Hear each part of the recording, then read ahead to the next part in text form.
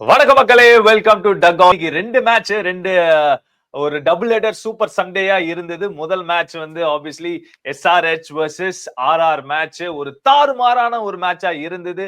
SRH வந்து ஒரு அருமையான ஒரு டெம்ப்ளேட். அவங்க போன வருஷம் எங்க முடிச்சாங்களோ அதை கண்டினியூ பண்ணாங்க. இன்னொரு match of course CSK vs MI. இந்த ரெண்டு மேட்ச் பத்தியும் பேச போறோம். More so in detail CSK match பத்தி பேச போறோம். இந்த ரிவ்யூக்காக I welcome Nani. How are you Nani? Doing great like CSK. Yes first CSK பேசிடலாம். ஒரு நல்ல ஒரு அபாரமான ஒரு வெற்றி சிஎஸ்கேக்கு 1/4 விக்கெட்ஸ். ஒரு மாதிரி நம்ம ப்ரிவியூல சொன்ன அந்த ஒரு டெம்ப்ளேட் தான் நானே. ஒரு 155 160 தான் வருங்க. அதுக்கு மேல அடிக்கிறது ரொம்ப கஷ்டம். ஒரு ஸ்பின் சோக் எதிர்பார்க்கலாம். 3 ஸ்பின்னர்ஸ் ஆடுவாங்க, 3 ஸ்பின்னர்ஸும் வந்து கலக்குவாங்க அப்படின்ட்டு நம்ம வந்து பேசியிருந்தோம். அதே to the ditto to the T இதுதாங்க நடந்தது. என்ன சொல்றீங்க நானே? எக்ஸாக்ட்லி எல்லாமே நம்ம என்ன கணிச்சோமோ அதுதான் நடந்தது. அது 3 ஆஃப் தி வேர்ல்ட்ஸ் பெஸ்ட் ஸ்பின்னர்ஸுங்க. இந்த மாதிரி ஒரு ட்ரியோ வந்து எனக்கு தெரிஞ்சு வேர்ல்ட் கிரிக்கெட்ல இந்த மாதிரி எந்த பிரான்ச்சைஸ் லீக்லயுமே இருக்காது. 3 பேர் இம்பாசிபிள். 2 பேர் இருப்பாங்க எப்பவுமே. 3ன்றது வந்து இன் டேண்டம் ஆடுறது பெரிய விஷயம். பட் பத்திரானா எதனால ஆடலன்னு தெரியல. லைட் இன்ஜுரியா இல்ல அவரை வந்து கொஞ்சம் ஒரு மாதிரி சூஸ் பண்ணி ஆட வைக்க போறாங்களா, அதனால என்னன்னு தெரியல. பத்திரனா ஆடிந்தார்னா இது வந்து one sided match. So Pathirana வந்து அந்த இனிஷியலா அந்த 120 எல்லாம் வரும்போது டங்குன்னு எடுத்து முடிச்சிருப்பாரு. 120லயே முடிச்சிருப்பாரு. சோ பத்திரனா ஆடாதனால வந்து it was a match. And also நிறைய த்ரோ பண்ணிட்டாங்க விக்கெட்ஸ கடைசியில.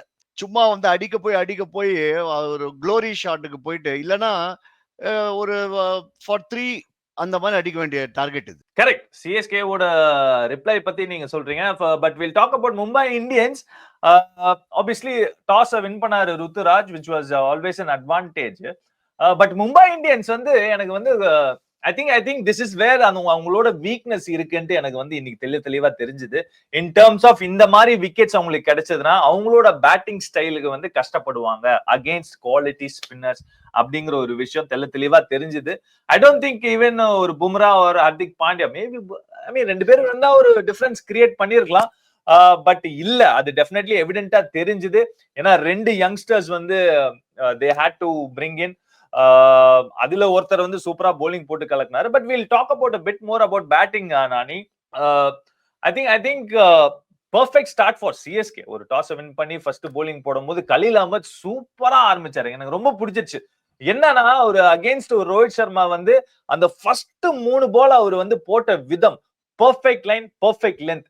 எப்பயுமே நம்ம வந்து பார்த்திருக்கோம், ஒரு ரோஹித் சர்மா வந்து அந்த ஒரு இனிஷியலா வந்து ஒரு சார்ஜ் கொடுப்பாரு. பட் அந்த ஒரு விஷயம் அவர் பண்ணல. பட் இவரும் அதுக்கு ஏத்த இடமும் தரல. கலீல் அஹ்மத் 3 பால் நறுக்குன்னு போட்டாரு. ஒரு பால் வெளியே வேற லைட்டா சீமாச்சு. அதுல ஒரு மாதிரி கொஞ்சம் டவுட் கிரியேட் ஆச்சு ரோஹித் சர்மாக்கு. அண்ட் ஃபர்ஸ்ட் ஓவரே வந்து அந்த விக்கெட் எடுத்தது Rohit Sharma gone out for a duck வந்து ஒரு மிகப்பெரிய ஒரு பிரேக் த்ரூல. அதாவது ரோஹித் சர்மா இப்ப என்ன மாதிரி ஒரு ஃப்ரேம் ஆஃப் மைண்ட்ல இருக்காரு அதை நம்ம பார்க்கணும். ஒரு சாம்பியன்ஸ் டிராஃபி அடிச்சுட்டு வந்திருக்காரு. ஒரு T20 வேர்ல்ட் கப் இப்பதான் போன வருஷம் தான் அடிச்சாரு. அண்ட் அந்த சாம்பியன்ஸ் டிராஃபி ஃபைனல்ஸ்ல ஸ்கோர் 76. ஸோ அந்த மாதிரி ஒரு ஃப்ரேம் ஆஃப் மைண்ட்ல இருக்கிற ஒரு ரோஹித் சர்மா வந்து நீங்க எடுக்கிறது வந்து அதாவது அதுவும் சிஎஸ்கே எம்ஐ ஹை ப்ரெஷர் கேம்ல வந்து இந்த ஃபர்ஸ்ட் ஓவரே வந்து அவர் 0க்கு டிஸ்மிஸ் பண்றதுன்றது பெரிய விஷயம். கலீல் வந்து ஆக்சுவலா பாத்தீங்கன்னா லாஸ்ட் ஒரு 2 சீசன்ஸாவே கலீல் வந்து செம போலருங்க. அதனாலதான் இந்தியன் டீம்லயும் நிறைய உள்ளெல்லாம் வந்தாரு. அவரு திருப்பி ஒரு கம்பேக் எல்லாம் பண்ணாரு.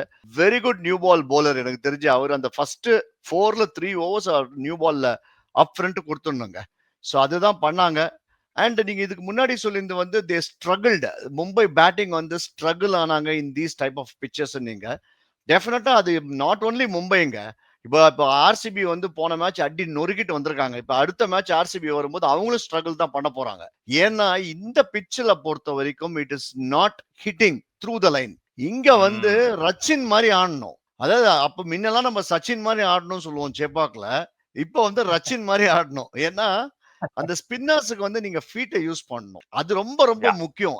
And also when you play late அந்த கடைசி வின்னிங் ஷாட் பாத்தீங்களா, அழகா அப்படி பேக்ல வந்து அங்கேருந்து தூக்கி விட்டாரு. சோ அந்த லெங்த் கணிக்கிறது வந்து கையிலேந்து ரீட் பண்ணோம். ஸ்கில் தேவை. அப்சல்யூட்லி எனக்கு தெரியுது.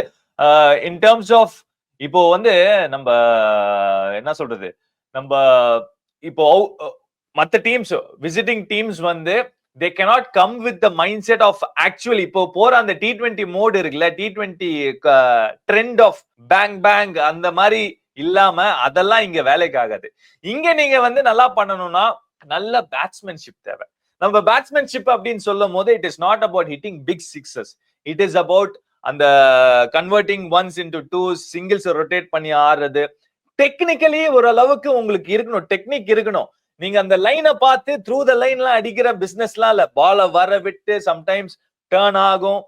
சோ நீங்க நல்ல பொசிஷன்ஸ்ல இருக்கணும், ஸ்பின்னுக்கு ஏத்த மாதிரி ஆடணும். இந்த மாதிரி பல விஷயங்கள் இருக்கு. ஐ திங்க் அங்கதான் வந்து ஒரு சேலஞ்ச், இந்த எஸ்பெஷலி இந்த மாடர்ன் டே பேட்டர்ஸ் வந்து கஷ்டப்பட போறாங்க அப்படிங்கிற ஒரு ஃபீலிங் எனக்கு வருது. டாக்கிங் அபவுட் போலிங், சொல்லுங்க ராணி. எஸ், இல்ல யோமி, ஆக்சுவலா என்னன்னா மும்பை பேட்ஸ்மேன் ஆக்சுவலா பாத்தீங்கன்னா எல்லாருமே கேப்பபிள் பேட்ஸ்மேன். இப்ப சூரியகுமாரா இருக்கட்டும், திலக்கா இருக்கட்டும், அப்கோர்ஸ் ரோஹித் இனிஷியலாவே அவுட் ஆயிட்டாரு. சோ இவங்க எல்லாருமே capable batsman, but they where not ready to, அதாவது கிரைண்ட், அந்த டாமினேட் பண்ணணும், அதையே வந்து அவங்க மைண்ட்ல வச்சிருந்தாங்க. அதுதான் ஆக்சுவலா பாத்தீங்கன்னா அவங்க டவுன்ஃபாலுக்கு காரணம். அவங்க வந்து நான் வந்து என்ன பிச்சா இருந்தாலும் நான் டாமினேட் பண்ணுவேன், என் ஷாட்ஸை நான் ஆடுவேன் அப்படின்ற ஒரு மைண்ட் செட்ல ஆடினதுனால தான் பாத்தீங்கன்னா அவங்களுக்கு ஒரு மாதிரி 150ல ஆல் அவுட் ஆயிருக்காங்க, 155ல. சோ அவங்க கொஞ்சம் will do fight, will do stay craft and then கடைசியில விக்கெட்ஸ் இன் ஹேண்ட் அடிக்கலாம்னு ஆடிந்தாங்கன்னா, அவங்க ஃபைட் பண்ணின அந்த வித் அந்த சின்ன பையன் புத்தூர், விக்னேஷ் புத்தூரை வச்சு ஃபைட் பண்ணினதுக்கு ஆக்சுவலா another 20 ரன்ஸ் கொஞ்சம் ஒரு டிஃபரன்ஸ் கிரியேட் பண்ணிருக்கும். absolutely. I think see whatever said and then Mumbai Indians தோத்தாங்க. எஸ்பெஷலி ஃபர்ஸ்ட் மேட்ச் எப்பயுமே தோப்பாங்க. சோ அது ஒண்ணும் புதுசு கிடையாது. பட் புதுசா ஒரு விஷயம் என்னன்னா, அவங்களுக்கு விக்னேஷ் புத்தூர் நீங்க சொன்ன மாதிரி சூப்பரா போலிங் போட்டாரு. I will definitely talent to watch out for. Talking about wrist spinners, CSK ஓட மேன் ஆஃப் த மேட்ச்ங்க இவரு. Man of the match Noor Ahmad கலக்கிட்டாருங்க. I think it is a brilliant 10 crore investment வந்து அவுட்ஸ்டாண்டிங். எஸ், நம்ம வந்து first மேட்சே இது சொல்றோம், still early days அப்படின்ட்டு நிறைய பேர் வந்து சொல்லலாம். பட் இட் ஜஸ்ட் த வே அவர் அணுகுன முறை இன்னைக்கு வந்து சூப்பரா இருந்தது இன் டர்ம்ஸ் ஆஃப் அவரு வந்து செட்டப் பண்ற விதம். ஏன்னா எனி நியூ பிளேயருக்கு வந்து ஒரு பிரான்சைசிஸ்க்கு ஃபர்ஸ்ட் டைம் வந்து ஆடும் போது உங்களுக்கு வந்து அந்த ஒரு ஃபர்ஸ்ட் மேட்சோட பெர்ஃபார்மன்ஸ் ரொம்ப ரொம்ப இம்பார்ட்டன்ட். ஒன்ஸ் நீங்க அந்த ஒரு பெர்ஃபார்மன்ஸ் நீங்க கொண்டு வந்துட்டீங்கன்னா யூ வில் ஃபீல் ஓகே, நம்ம வந்து we are part of this team, நம்ம இந்த டீம்ல வந்து நல்லா பண்ண முடியும் அப்படின்ட்டு straight away.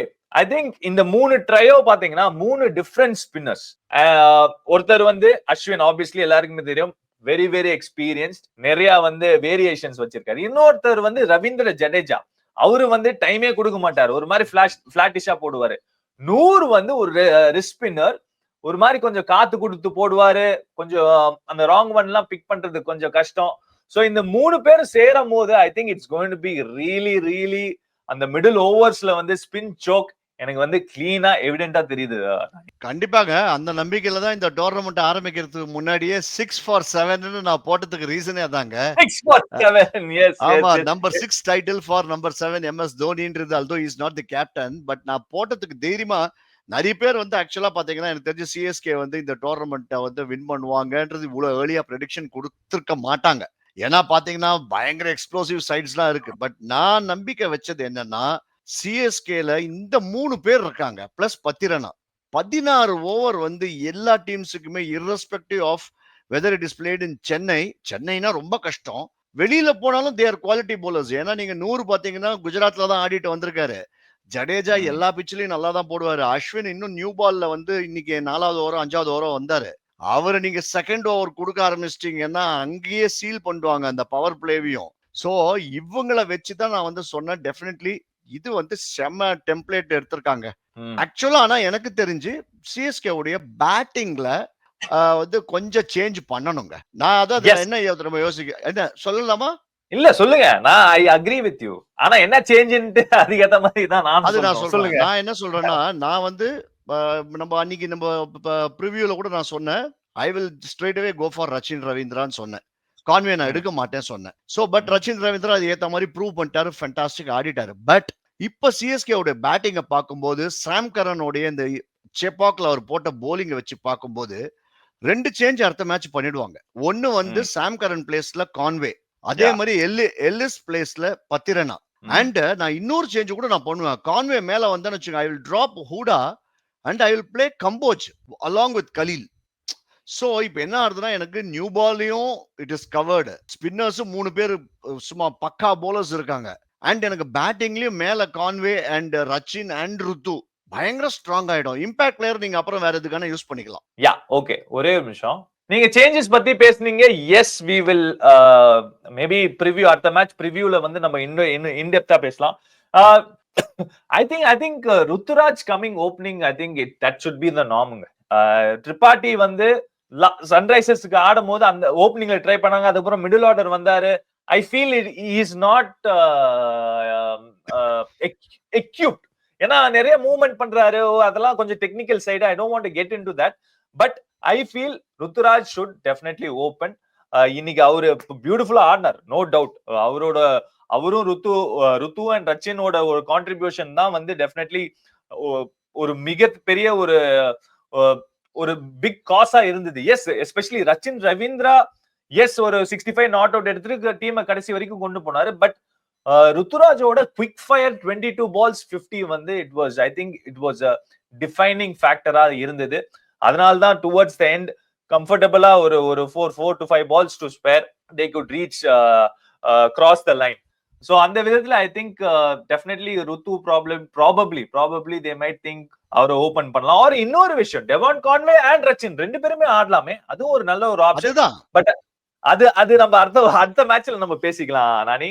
I think but I feel கொஞ்சம் வந்து ஒரு கன்சர்ன் இருக்கு அந்த மிடில் ஆர்டர்ல with Deepak Hooda coming in. ரொம்ப நீங்க வந்து டோன்ட் யூ திங்க் அந்த ஒரு மேட்ச்லயே டிசைட் பண்றீங்களா தீபக் ஹூடா வேலைக்காக? இல்ல நான் ஒரு மேட்ச் நான் டிசைட் பண்ணல. நான் வந்து பாக்குறது இன்னைக்கு வந்து நடந்தது வச்சு மட்டும் இல்ல. நான் கோயிங் ஃபார்வர்டு எனக்கு தெரிஞ்சு அந்த இப்ப போலிங் வந்து 16 ஓவர் சீல்டுன்னு நான் சொல்றேன். அந்த மாதிரி எனக்கு வந்து ஒரு 4-5 பேட்ஸ்மேன் வந்து சீல்டா இருக்கணும். தேவைப்பட்டாதான் நம்ம வந்து நம்பர் 5க்கு அப்புறமே பேட்டிங் வரணும். சோ அந்த மாதிரி நான் யோசிக்கும் போது எனக்கு இந்த கான்வே அட் தி டாப் வந்தால், ஏன்னா இப்போ சாம் கரன் வந்து சேப்பாக்ல ஆடுற மேட்ச்ல சாம் கரன் வந்து பெரிய லெவல்ல கான்ட்ரிபியூட் பண்ண முடியாது, அது தெரிஞ்சு போச்சு. அவருடைய போலிங் வந்து அந்த அளவுக்கு அந்த பால் போய் சேரவே மாட்டேன்றது. போன சீசனோட ஸ்லோ ஆயிட்டாரு கொஞ்சம். அதுவும் அரையா போட்டுட்டு இருக்காரு. அண்ட் பேட்டிங்லயும் பாத்தீங்கன்னா ஜாக்ஸுக்கு அவுட் ஆயிட்டாரு அவரு. ஏதாவது இவருக்கு புத்தூருக்கு அவுட் ஆயிருந்தா கூட நான் வந்து சந்தோஷப்பட்டிருப்பேன். ஜாக்ஸ் வந்து சும்மா அவர் எவ்வளவு வாட்டி ஆடி இருப்பாரு நெட்ஸ்ல அவருக்கு. நான் ஆனா ஒரு விஷயம் சொல்றேன், இந்த விஷயம் எல்லாம் நம்ம பேசலாம், பட் இதெல்லாம் நடக்காது பாருங்க. 100% எழுதி வச்சுக்கோங்க. இந்த மாற்றம் அதே டீம் தான் ஆடுவாங்க. ஓகே, நம்ம வந்து ப்ரிவியூல ஒன்ஸ் அகைன் அதை பத்தி பேசலாம். பட் ஓவராலா பாக்கும்போது சிஎஸ்கேக்கு நம்ம தல தோனி ஒரு சரியான ஒரு ஸ்டம்பிங் அடிச்சாரு. நானே பாத்தீங்களா அத?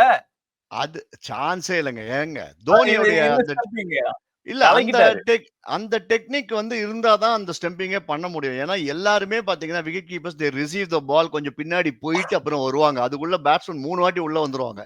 தோனி இருக்கிறது பாத்தீங்கன்னா ஜஸ்ட் அப்படியே இருக்காரு. அதை வந்து நீங்க ஃபர்ஸ்ட் கேதர் பண்றதுக்கே வந்து உங்களுக்கு நேச்சுரல் எபிலிட்டிங்க.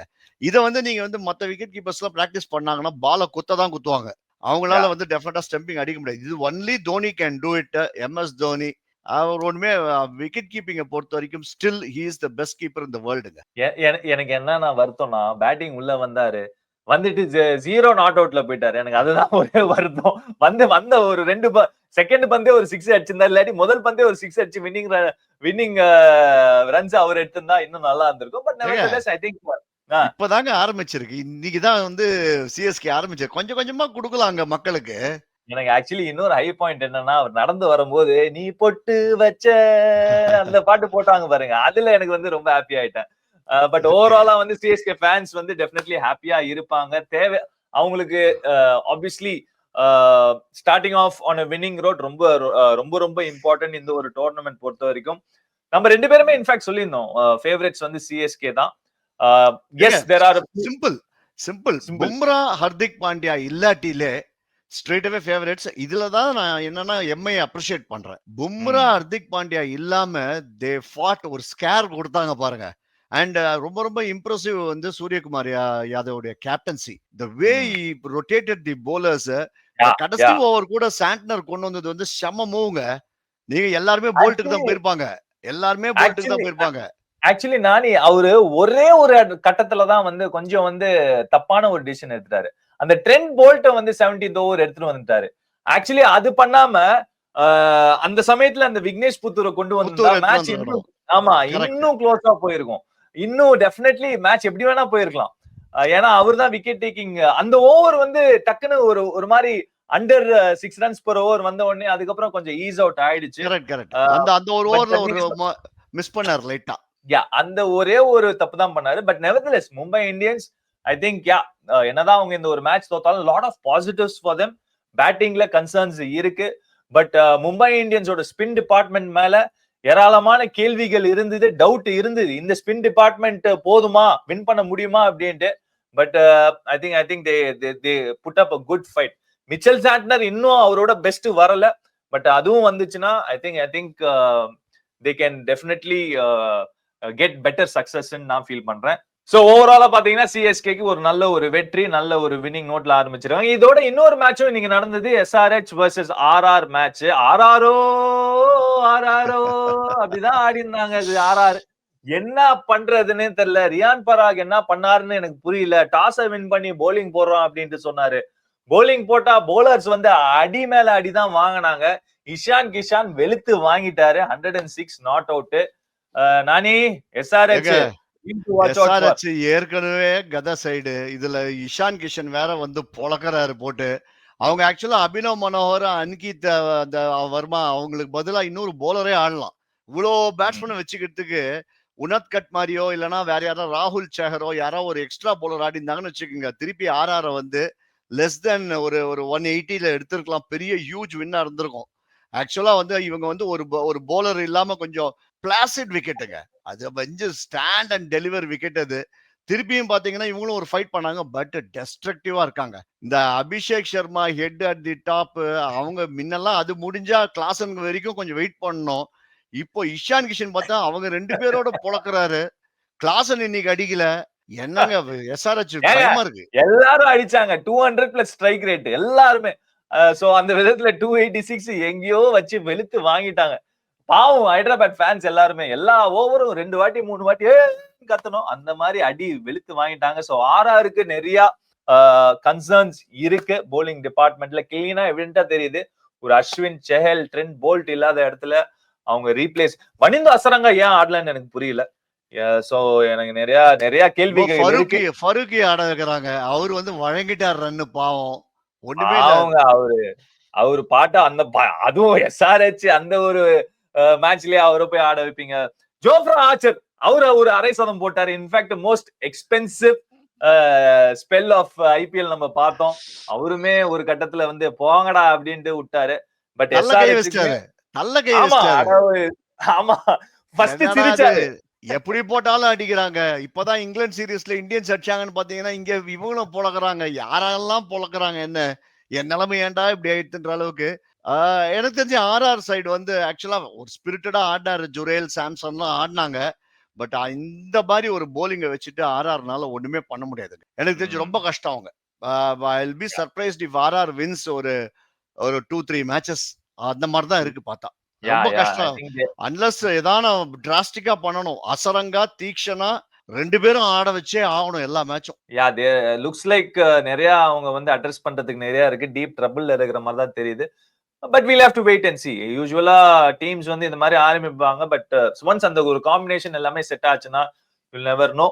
பட் சேயிங் தட் ஒரு பிளாக் பஸ்டர் சண்டே சூப்பரா தான் முடிஞ்சது. சிஎஸ்கே ஒரு வெற்றி, எஸ்ஆர்ஹெச்க்கு ஒரு வெற்றி. So it is going to be fantastic. Thanks Nani, thanks for joining for this wonderful review. The most wanted YouTuber right now யாருன்னு பாத்தீங்கன்னா நம்ம நானி தான். So ரொம்ப நன்றி நானி. Thanks Yomi. Enjoyed. Yeah. Thanks மக்களே for watching this video. உங்களுக்கு இந்த video பிடிச்சிருந்தா லைக், ஷேர், சப்ஸ்கிரைப் பண்ண மறக்காதீங்க. Okay, I'll see you guys in the next one. Until then, this is Yomi and Nani signing off the field. See you guys. Bye bye.